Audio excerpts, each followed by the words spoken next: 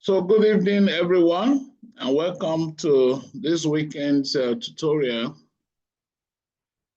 And today we'll be looking at a very basic and common topic in anesthesia and critical care, actually also in emergency medicine, the anatomy of the airway.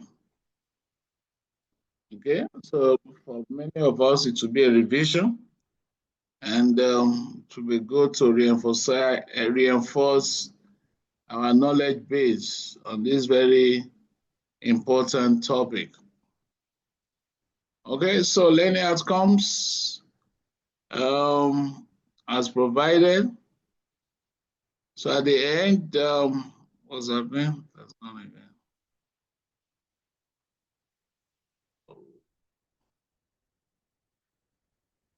Can you see my screen? I can't see it. Can you see my screen?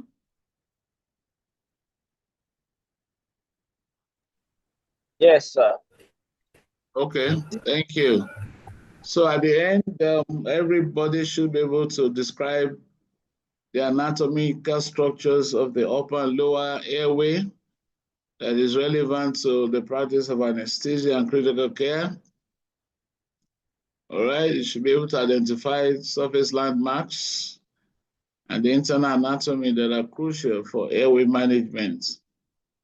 All right, we should also be able at the end to correlate anatomical variations with difficult airway predictions and scenarios, and be able to apply this anatomical knowledge in airway interventions like endotracheal intubation, LMA and cricotyrotomy, and even tracheostomy.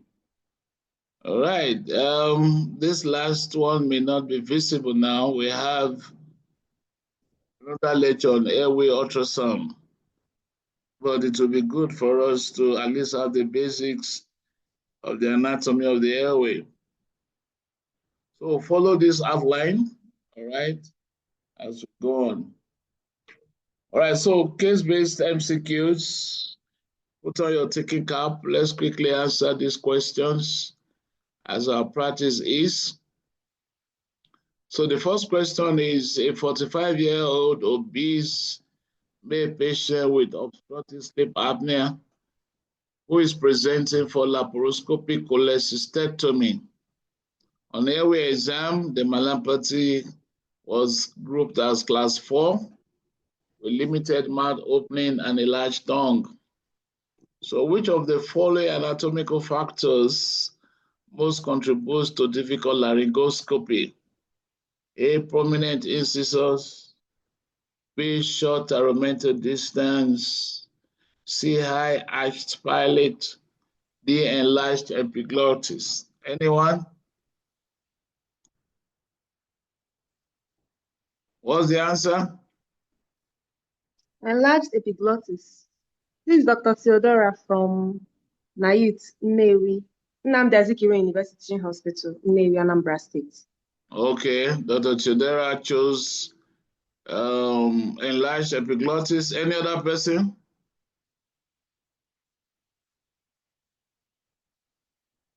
Any other option, or do we agree with her?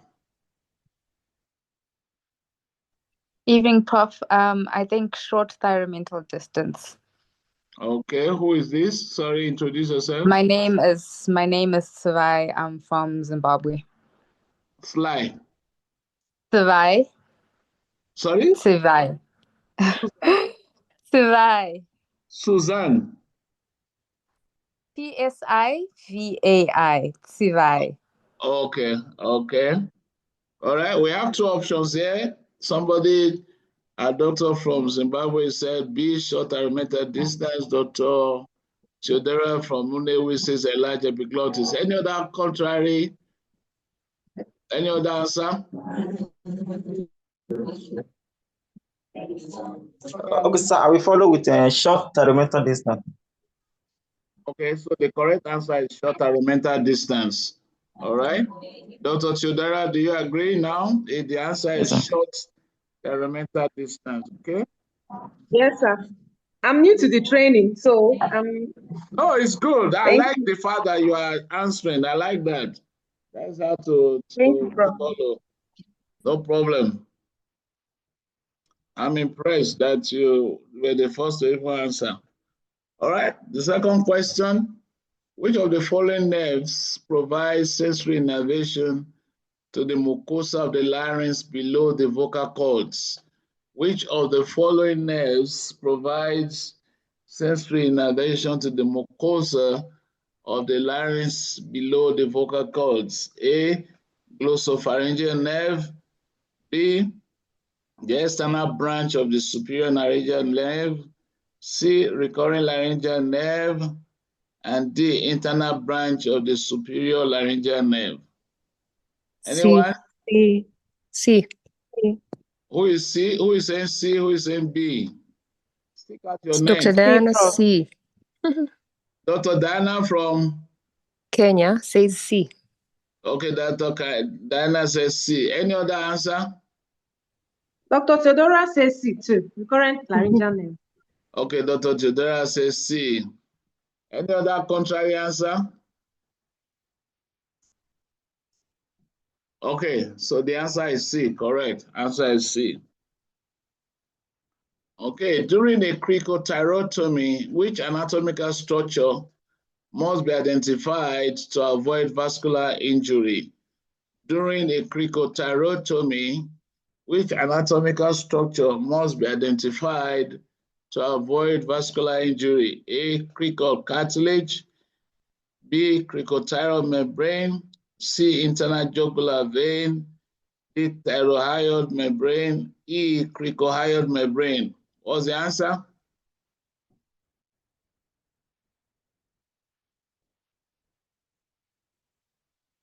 What's the answer, people? B, Prof. B. Who is that? Diana B. Diana from Kenya says B. Any other person? Bella Odumo said B on the chart. Any other contrary answer? Okay, B is correct. Tell me a little about the cricothyroid membrane, Diana. Just in 2 sentences. It's the membrane between the cricoid cartilage and the thyroid cartilage. Okay. And that's the point of the cricothyrotomy. So what is special about that membrane? It's a vascular. It's avascular, correct. All right, correct. Okay, so you have short answer questions. Describe the anatomical features of the cricothyroid membrane and its relevance in emergency airway management. So that's what we just did. So if you ask these short answer questions, you can answer in bullet form. Okay, you describe cricothyroid membrane, its location, its uniqueness, all right, and what is the relevance in emergency airway. So that is what you'll be expected to answer. All right. The second short answer question is list the structures you will pass through during orotrachea intubation and describe the possible anatomical causes of difficult intubation. Do we understand this question? List the structures that you will pass through when performing orotrachea intubation and describe the possible anatomical causes of difficult intubation. And the third one is outline the motor and sensory nerve supply to the larynx. How many of us are confident to get 10 over 10 for each of these questions? Dr. Theodora, you are our baby here. You are our baby here. Which one do you think you can answer correctly? I can attempt question 2. Question 2, okay?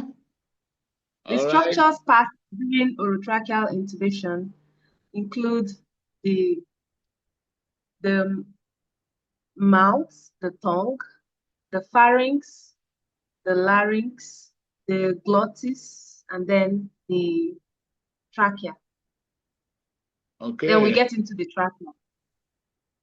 Okay. And Correct. the possible anatomical causes of difficult intubation include pretracheal fat, big breasts, short jaw, that's thyromental distance that may be less than 5 centimeters. Okay. Obesity. Okay, well, they said anatomical causes. Obesity can be part of it. Fat, pharyngeal fat around the pharynx. Okay.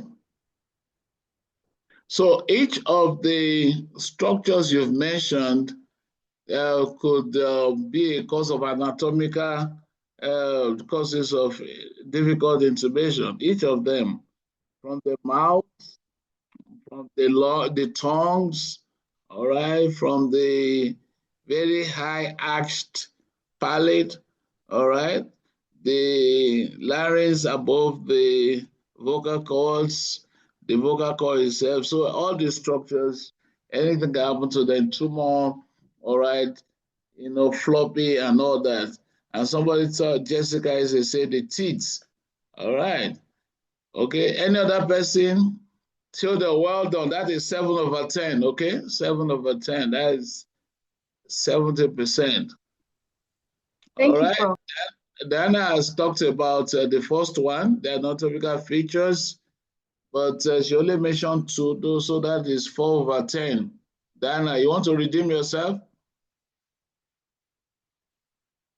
Sorry, which one, Prof? The first one, describe the anatomical features of the cricothyroid membrane. You remember we're talking about Yes. it earlier, and you mentioned only 2, so that's 4/10.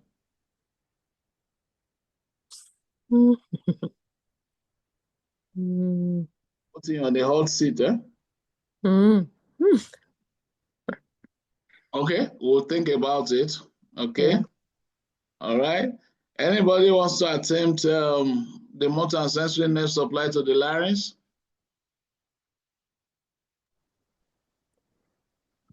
Okay, I can attempt, Prof. Okay, go ahead. Who is that, please? It's Dr. Makwaza from Eswatini. Oh, doctor from Eswatini. Yes, go ahead. Yes, Prof. The motor and sensory supply of the larynx is from the vagus nerve, branches of the vagus nerve. Above the epiglottis, it's the sensory nerve comes from the superior laryngeal nerve, which then divides into external and internal branches. The internal branch of the superior laryngeal nerve then supplies the sensory component to the part superior to the glottis. And then inferiorly, the sensory supply comes from the recurrent laryngeal nerve.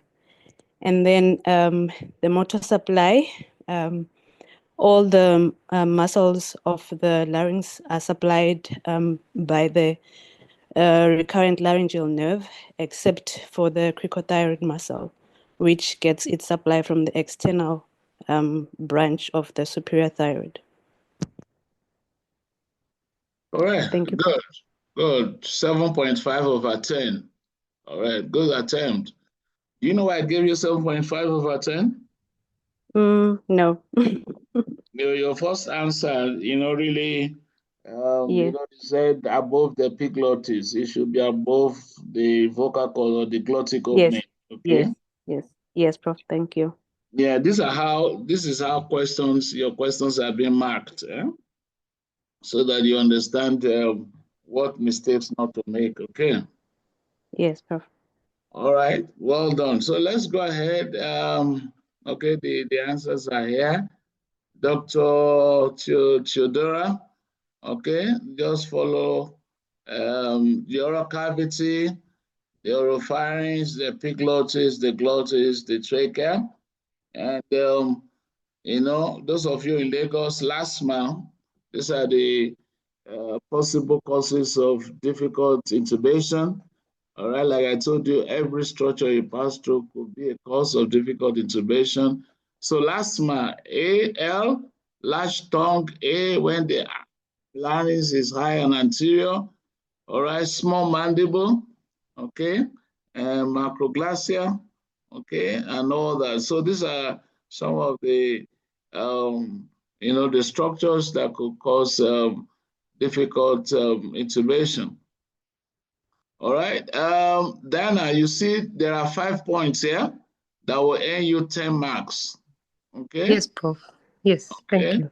So the location, the height, that we're talking about the dimension, the height and the width, all right? The superficial and relatively avascular, all right? It's easily palpable in T patients and is the landmark for cricothyrotomy. So that is how the 10 marks are scored. Are you guys seeing the way your questions, your answers have been marked? Yes, Prof. Okay. All right. My sister Freswetine did very well. All right. This is, the only thing is that the landmark is the vocal cord. So structures above the vocal cords and structures below the vocal cords. All right. That is how to go about it. Okay. Now, so this is a very good question. A 58-year-old man with a history of laryngeal carcinoma presents for tracheostomy under LA. He had prior radiation to the neck. On examination, the neck is stiff and the cricothyroid membrane is not easily palpable. So there are 10 marks here. The first question will give you 4 marks. The second question, 3 marks. The third question, 3 marks. Anybody want to try? Number 1, what are the key anatomical concerns in this patient during tracheostomy? What are the key anatomical concerns? Quickly, that will give you 4 marks.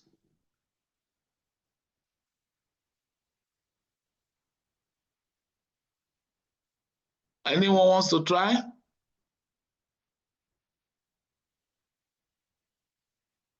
From the history that is presented, you can get at least 4 or 5 anatomical concerns. What are they? Hi, Prof. I'll give it a shot. It's Savai from Zimbabwe. Okay. So I'll start with from history taking. So patient with laryngeal CA, so potentially distorted anatomy, and has had prior radiation as well, which can also cause distortion of the anatomy. And then on examination, he has a stiff neck, so extension of the neck, which is necessary for good access. So that will cause difficulties. And then it says that the cricothyroid membrane is not easily palpable. So that will also be a concern during tracheostomy for this patient. Beautiful, 4/4. You mentioned the 4 things and you got your 4 marks. So it's easy to get the 4 marks, 4/4, correct. All right. Do we all agree with our answers? I guess yes. Okay. Now, so tracheostomy is not possible because of this patient. All right. What alternative approaches can be used to secure this patient's airway? Surgical tracheostomy, because of this distorted anatomy, the laryngeal CA, bioradiation, stiff neck, and impalpable cricothyroid membrane. What are the other approaches you can use here? Anyone? Bella, say something. I want to hear your voice. Bella Oduma rather.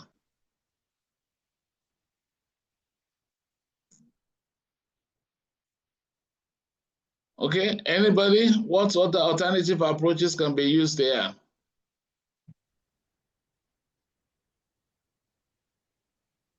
For 3 marks. Hello, Prof. Hello, yes, please. What's your name, please? My name is Mary Zumba from Muhas. From Mohans, okay, Tanzania, yeah. Yeah. So I was trying to think, because as per Difficult Airway Society, this patient is in anticipated difficult airway. So we have two options in that algorithm. The first being elective tracheostomy. So because we cannot do elective tracheostomy to this patient, the option that I think that we're having is awake intubation by using fiber optic. So that was the thing that I was this patient thinking. is actually for tracheostomy. They are not trying to attempt intubation at all. The patient is in theater for tracheostomy and is under local anesthesia. Okay. So in that way, maybe we can try to do open tracheostomy, the surgical tracheostomy, because we already have distorted anatomy. We cannot palpate the cricothyroid membrane. Good attempt, but I'm not very satisfied. This patient is actually booked for surgical tracheostomy. So we are saying, because of distorted anatomy, what alternatives can you use apart from surgical tracheostomy? Do you understand the question now, my sister from Hans? Yeah, now I get the question. Thank you, Prof. Any other person?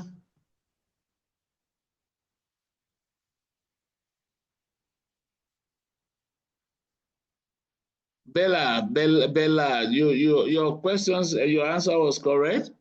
All right. I just want you to discuss it. Where are you?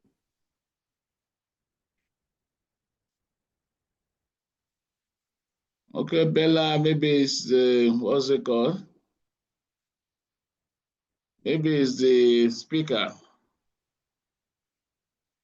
I can't even see my screen again now. Can you see my screen?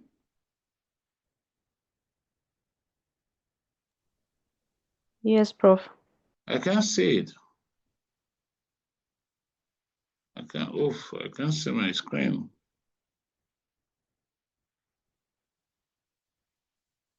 Oof.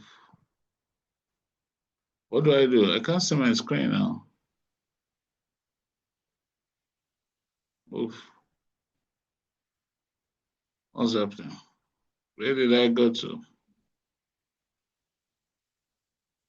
Oof. Just give me a minute. I'm trying to get my screen. Oof. Okay, let me stop and share again.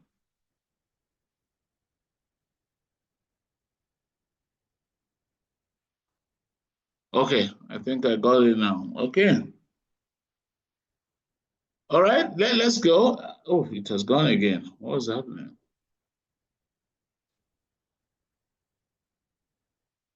Oh my God. Oof, okay.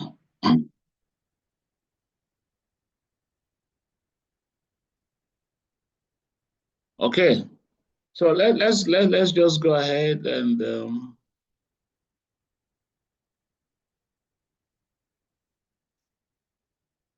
okay, we've talked about, these are the key anatomical considerations, the alternative pathway to, apart from the surgical tracheostomy. So you can do ultrasound guidance, flexible bronchoscopy to assist with transillumination, all right?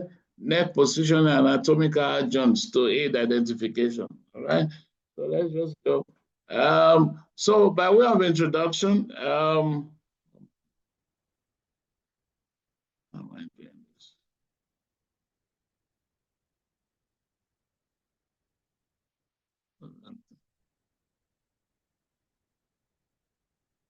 The devil is a liar. I'm trying to.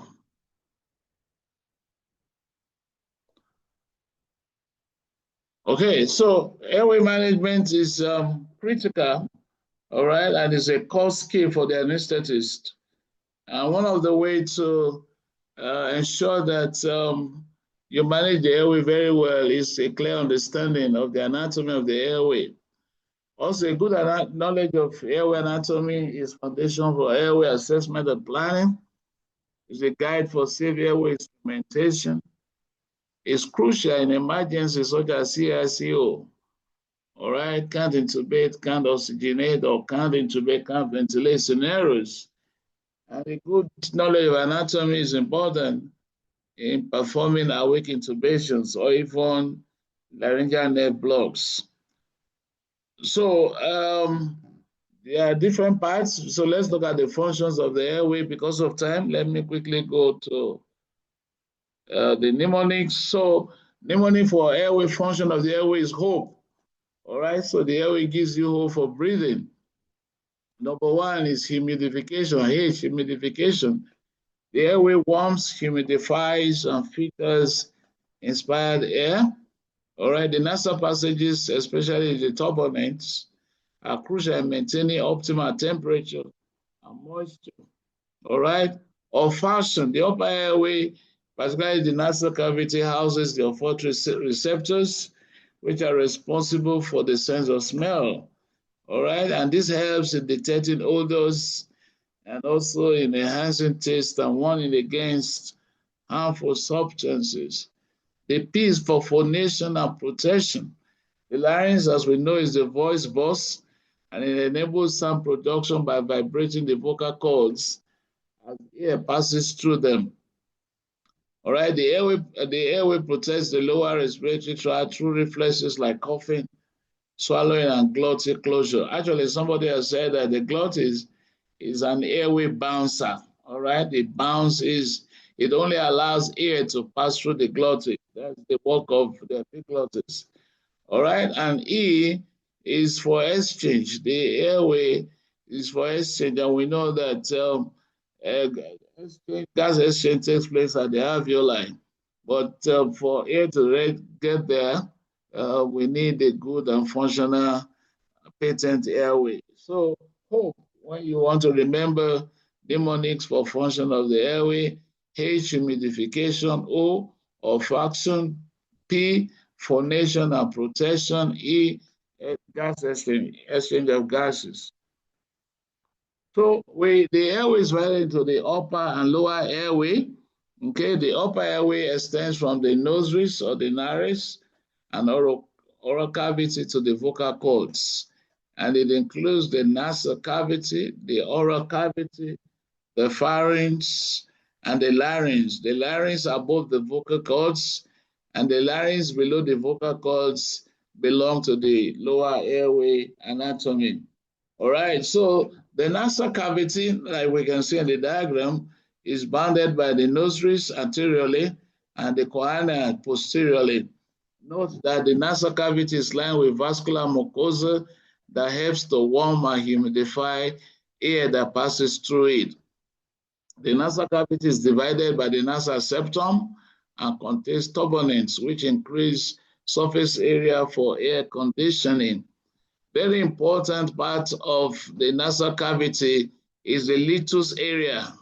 This is where bleeding occurs, and this is where it's important, all right, for us to take note of it during nasopharyngeal airway insertion or nasal intubation. Okay, avoid nasal intubation in patients with coagulopathy because of the bleeding from the litus area. All right, patients with base of skull fractures. I think there's something I saw on a group recently. Was it passing an NG tube, or I think it was an NG tube in a patient with base of skull fractures that went straight into the brain. All right, so we need to avoid all that, and patients with nasal polyps. Okay, so the litus area is very important. All right, it's also known as the Kesselbach plexus, and it's located in the anterior inferior part of the nasal septum. And this is where several arteries anastomose. It is the common site for anterior epistaxis. All right, the anastomotic network, all right, is from different branches of the internal and external carotid arteries. All right, if you want to remember the anatomical supply of the anastomotic network in the litus area, just remember legs. All right, so the labial artery, which is for the facial artery, the ethmoidal artery, the greater palantar artery from maxillary artery, and the sphenopalantar artery from the maxillary artery. All right, all these pleasures make it a very sensitive area during nasal airway instrumentation, even during NG tube, all right, because it has a rich network of arterial blood supply. So the paranasal sinuses are paired air-filled cavities which are located in the bones surrounding the nasal cavity. Very important because they are lined with respiratory mucosa and they communicate freely with the nasal cavity, aiding in air humidification, voice resonance, and very importantly, it helps to reduce the weight of your skull because it contains air. And there are four paranasal sinuses, all right? Just remember Femins, all right? The frontal sinus is located in the frontal bone, just above the eyes, and it drains into the middle meatus via the frontonasal duct. Note that the frontal sinus is usually absent at birth and only develops at the age of 7 to 8 years. The ethmoidal sinuses are located between the eyes and the ethmoidal bone, all right? It's close to the limita paparesia, all right, which is the tiny bone separating the orbits. The maxillary sinus is located at the floor of the orbit, which serves as its roof, and the floor lies in the alveolar processes of the maxilla close to the upper molar roots.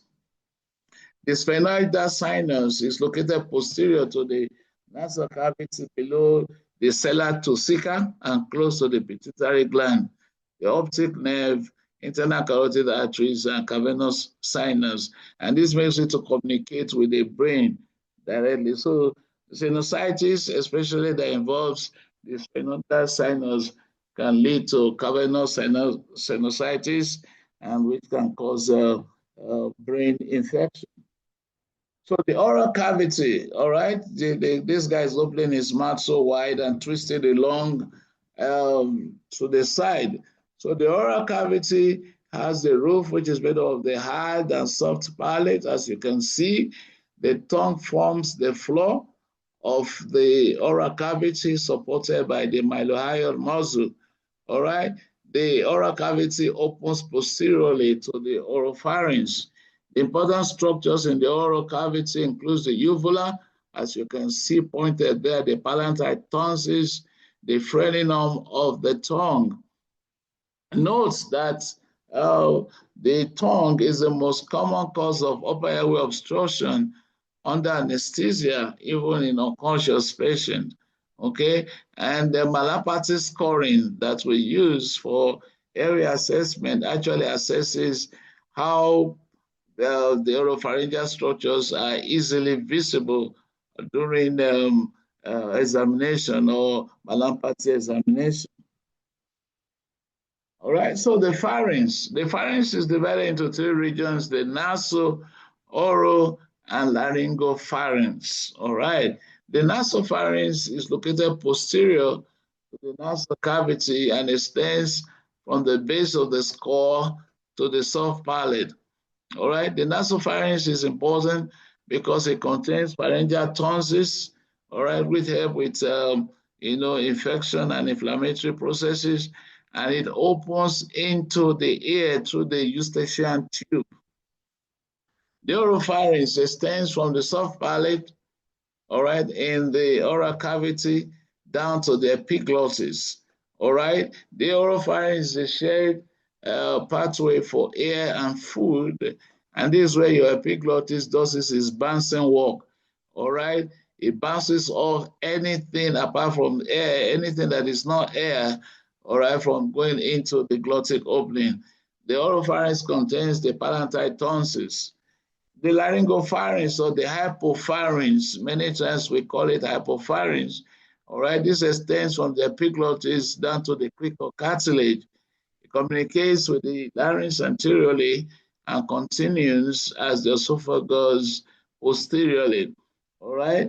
And a lot of times the hypopharynx is where we have a lot of foreign body aspiration leading to airway obstruction.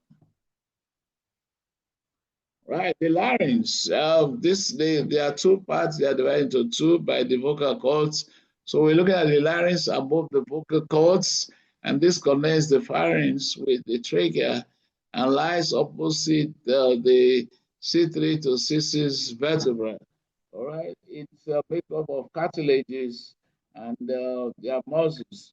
All right, the larynx, is divided into different parts, which includes the epiglottis, the first cords, that is the vestibular folds, and the vocal cords, which is referred to as the true clods.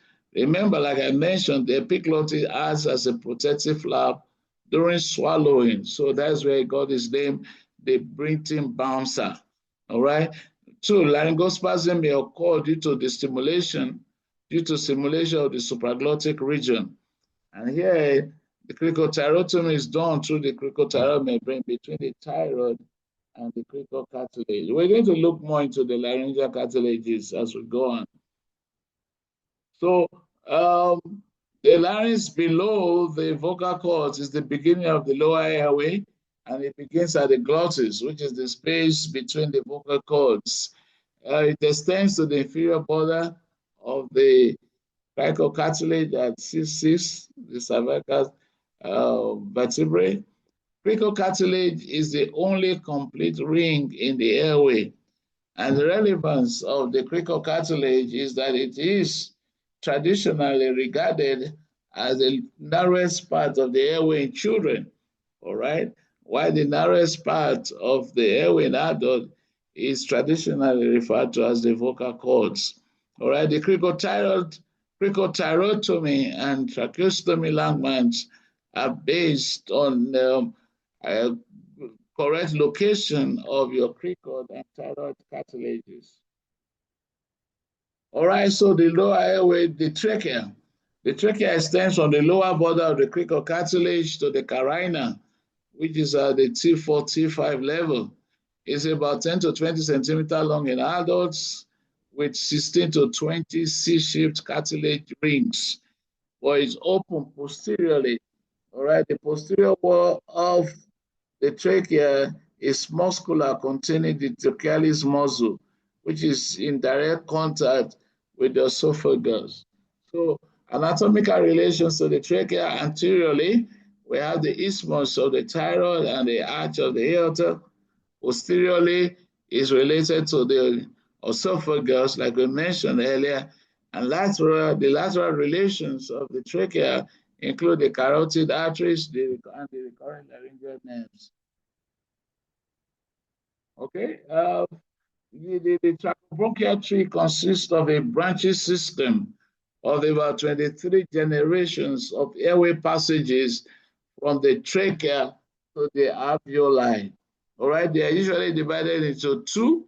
The first 16 generations make up the conducting zone of the airway, while the second 7 generations make up the transition and respiratory zone.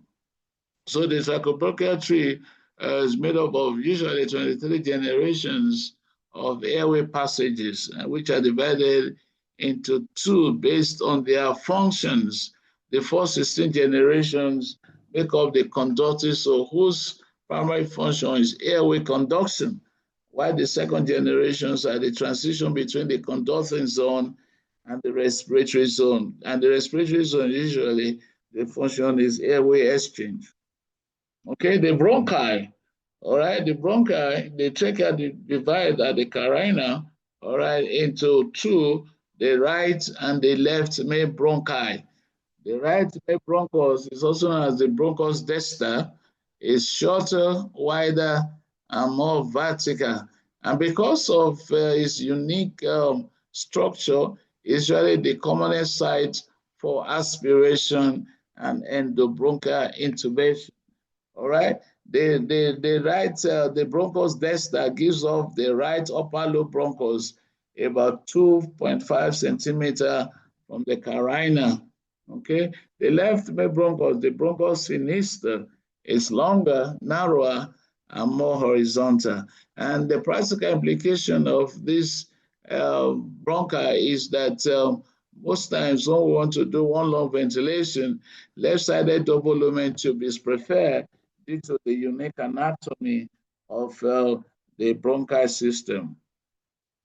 The bronchial tree, all right, this consists of, we have the trachea, all right, the main bronchi, then we have the segmental bronchi, which divides into the terminal bronchioles. From there, we have the respiratory bronchioles, the alveolar ducts, ending with alveolar sacs. All right, note that the bronchioles lack cartilages, but they have smooth muscles, and the alveoli, all right, which you can see as the terminal end of the bronchial tree or the trachobronchial tree, is usually the size for gas exchange. Note that bronchospasm occurs at the level of the bronchus due to their smooth constriction or spasms of their smooth muscles. All right, ARDS, pneumonia, pulmonary edema affect the alveolar region of the trachobronchial tree. Okay, this is just giving us this. Now, the bronchopulmonary segment is usually very distinct, all right, especially for surgical anatomy. Okay, so each lung has 10 segments, and this segment is supplied by tertiary, or we know that the segmental bronchus.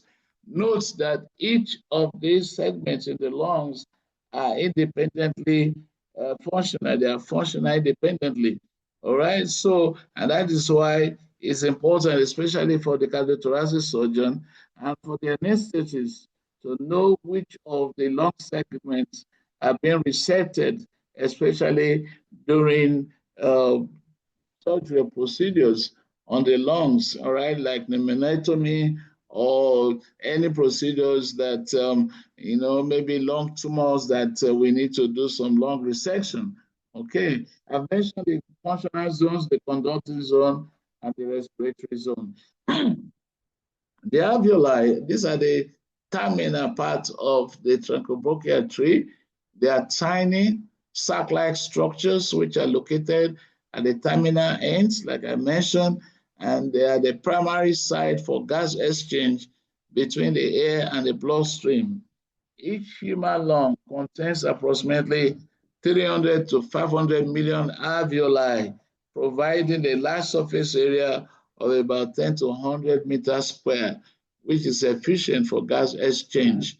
All right, the alveoli are lined by two types of epithelial cells, the type 1 pneumocytes, which are thin cells responsible for gas exchange. We have the type 2 pneumocytes. These are the cells that secrete surfactants, which help to reduce surface tension and prevents alveolar collapse. Know that the alveolar wall is closely associated with capillaries, where they form the alveolar capillary membrane, which is very thin and allows rapid gas diffusion.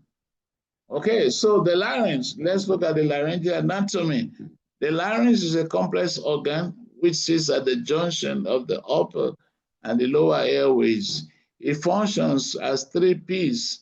It functions as a protective sphincter, as a phonation organ, and also acts as passage for the airway. So the larynx performs three functions: as a protective sphincter, as a phonation organ, and as a passage for air during the breathing exercise. All right, it is critically important in anesthesia, all right, due to its role in airway protection and intubation. All right, so the dimensions of the length in male is about 45 centimeter, while the larynx is about 35 centimeter in female. The anterior posterior diameter is also larger in male, about 35 centimeter, while it's about 25 centimeter in female. The transverse diameter is also bigger in male, about 45 centimeter compared to 40 centimeter in female. All right, so the larynx is made up of cartilaginous framework, and there are 9 cartilages in the larynx. We have the 3 unpaired and 3 paired cartilages. All right, the unpaired cartilages are the thyroid, the cricoid, and the epiglottis, and we're going to look at them more closely. The paired cartilages The arytenoids, the corniculates, and the cuneiform cartilages. So let's look at the thyrocartilage. You can see from the diagram here, the thyrocartilage is a sheet-like, all right, cartilage and consists of two lamina whose anterior borders are fused at the midline. You can see the hair, all right, inferiorly at 90 degrees in male, which forms the Adam's apple, all right, or the 180 degrees to form the laryngeal prominence. All right, you can see it here. So this is the cartilage. Itself is a sheet-like and containing two lamina, all right, which are fused in the midline inferiorly. Okay. The cricoid cartilage, you can see the cricoid cartilage, we say is the only cartilage with a complete ring. Okay, it's like a signet ring. Okay, which lies posteriorly as a quadrilateral lamina joined in front by a tiny arc. All right, it articulates with the thyroid cartilage and the arytenoids, all right, to form the cricothyroid. All right, we have the okay, this is the cricothyroid and cricoarytenoid joint respectively, and these joints are synovial joints. Okay, the epiglottis, like I said, is the breathing bouncer. It's leaf-like, okay? It's leaf-like, all right, which is prolonged below into a slender process like the stalk, okay, of a leaf. Sorry. On either side, okay, of the epiglottis are epiglottic folds, all right? And there are valleys, all right, the valleculi, which is the common site for foreign body impulsion, just like sharp object or swallowed object. So when a friend swallows a fish bone or a pin, most likely you look at it at the valleculi, which are, you know, the glossoepiglottic folds on either sides of the epiglottis. We have the arytenoid cartilages, all right?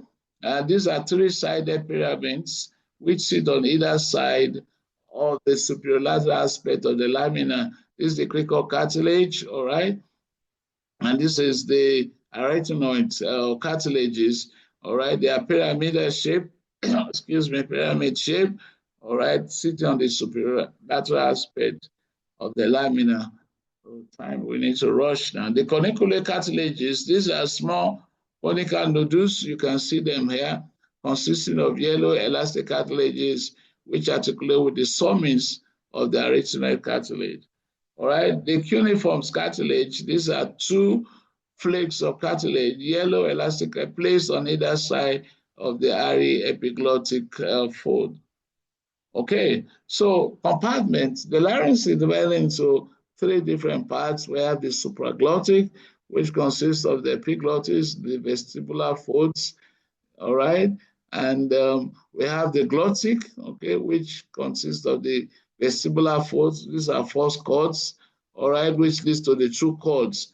And we have the subglottic. We have supraglottic, glottic, and subglottic. And this is below the vocal cords, continue from the cricoid cartilage to the continuation to the trachea. So intrinsic muscles, all right, of the larynx, usually we have the cricoarytenoid muscles, and we have the arytenoid muscles and the thyroarytenoid muscles. So there are three of them. We have the cricothyroid, cricoarytenoid, and we have the thyroarytenoid muscles, okay? So the cricoarytenoid muscle is divided into the posterior and lateral muscles. The posterior is supplied by the recurrent laryngeal nerve, and it absorbs the vocal cords, while the lateral cricoarytenoid muscle adducts the vocal cords and is also innervated by the recurrent laryngeal nerve. The transverse arytenoid muscle adducts the vocal cords supplied by the recurrent laryngeal nerve, while the thyroarytenoid muscle relaxes the vocal cords, also supplied by the recurrent laryngeal nerve. The cricothyroid muscle tenses vocal cords and is the only intrinsic muscles of the larynx that is supplied by the external branch of the superior laryngeal nerve. Okay, nerve supply. We have the superior laryngeal nerve, which divided into internal and external branches. The internal branches provide sensory innervation to the supraglottic mucosa, while the external branch provides motor innervation to the cricothyroid muscle. The recurrent laryngeal nerve provides sensory innervation to all structures below the vocal cords and trachea, and motor innervation to all the muscles except the cricothyroid muscles. So injuries to the nerves occur, all right? Injury to the recurrent laryngeal nerve can either be unilateral or bilateral. So if it's unilateral, you have hoarseness of the voice. If it's bilateral, it can lead to stridor with airway obstruction, and this will require emergency tracheostomy. All right, superior laryngeal injury to the superior laryngeal nerve will lead to loss of pitch modulation. All right, and those singers may lose their voice with injury to the superior laryngeal nerve. And don't forget, I don't know how many of us still practice it. I remember when we started anesthesia, even that when I was doing lots of OR cases, after every thyroid, what's it call it, thyroidectomy, all right, we usually, most of the times, I still remember some of our senior professors in Benin, Professor Simi and Co., they would not leave the OR until they look at the vocal cords, that the vocal cords are moving and flapping, all right, because they want to rule out injury to the recurrent laryngeal nerve, all right? These days, I walked into theater some time ago, and they're doing a thyroidectomy, and the surgeons had left even before the patient was woken up from anesthesia, all right? And I said, no, this was not possible during our time. The surgeon wants to see, all right, because one of the risks or as adverse effect of thyroidectomy is injury to the laryngeal nerves, especially the recurrent laryngeal nerve, with bilateral paralysis leading to stridor and airway obstruction. The arteries supply the larynx supplied by the superior laryngeal artery and the inferior laryngeal artery, and the brain, the veins drain alongside the arteries. Okay, so it's important for us to just quickly look at the pediatric airway, all right? Like we said, the pediatric patient is not a small adult, okay? And his airway is anatomically and physiologically distinct from the adult airway, all right? This makes his management challenging and require special considerations, all right? So some of the key features of the pediatric airway is that they are smaller in size, okay? And the airway is narrower, all right, which increases the risk of airway obstruction. They have a large occiput, all right? So even when the patient is lying supine, this can cause flexing of the neck, all right? All right, requiring positioning adjustment, okay, to maintain airway patency. They have relatively larger tongue compared to the other structures in the oral cavity, and this has a potential to cause airway obstruction. Their pharynx is usually high and more anterior, all right, which makes laryngoscopy and intubation a little more complex compared to the adults. And traditionally, the narrowest part of a child's airway is the cricocartilage. And this is why it's important for you to choose your endotracheal tube correctly, all right, age over 4+4 or age over 4 plus 4.5, okay? And it's also very important, that's why traditionally people used to say that they don't use cuffed endotracheal tube, but now we have low pressure, high volume endotracheal tubes, which can be used in pediatric patients, okay? They have floppy omega-shaped epiglottis, which also contributes to difficulty in visualizing the oropharynx and the hypopharynx during laryngoscopy and endotracheal intubation. And they have a very high airway reactivity, all right, which makes them at risk of bronchospasm. So the clinical implications of the unique features of the pediatric airway is that a lot of times the sniffing position that usually adopted in adult usually may not be necessary. What we do most of the time is we put the head in neutral position with the support so that you can visualize the airway structures. You want to do gentle airway manipulation to avoid trauma and bleeding.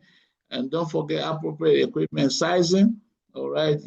One of the things I tell residents is that when you're doing the pediatric, even every case, is make sure that part of the things you are going to put in your workstation is the appropriate sizes of the endotracheal tube, appropriate size of your LMA, appropriate size of your laryngoscope with the blades, and the type of laryngoscope you are going to use. And don't forget that because they have high oxygen consumption and low FROC, they desaturate very fast, all right? And because, they're dependent on high oxygen, their heart rate, they can develop bradycardia very fast because they respond to hypoxia with bradycardia. And a lot of times, you don't wait for the heart rate to come down to as low as 50 or 40. In actual sense, the bradycardia is defined at a higher threshold for pediatrics. Early recognition and management of airway obstruction, therefore, is critical in this age group. Okay, this table shows the differences between the adult and pediatric airway anatomy. You can go through this later on because of our time. And there's a mnemonics you also want to go through later on.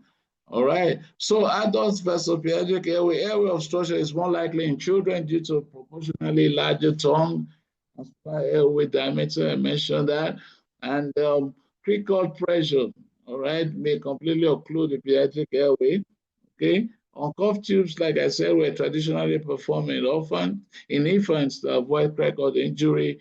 But we have the microcuff, that is the low pressure, high volume cuffs, all right, with appropriate sizing is used now. Positioning is crucial. Use the shoulder roll to align the airway axis, all right, in infants. Okay. The aging also leads to structural and functional changes in the airway of the elderly.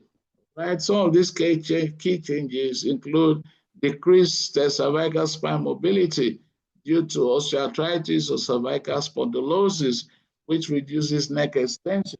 And this can make intubation, laryngoscopic intubation, more difficult.